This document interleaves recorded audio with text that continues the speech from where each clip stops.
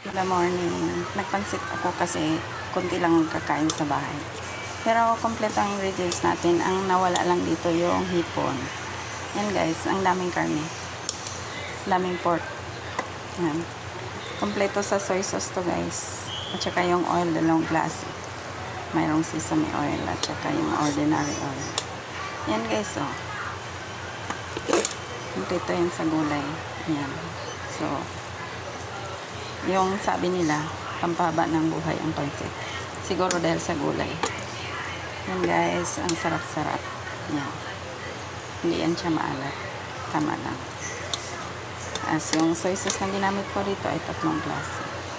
Likomki, dark premium soy sauce, light, at saka yung Japanese soy sauce. Kaya ang sarap-sarap. That's it guys. Thank you so much for watching.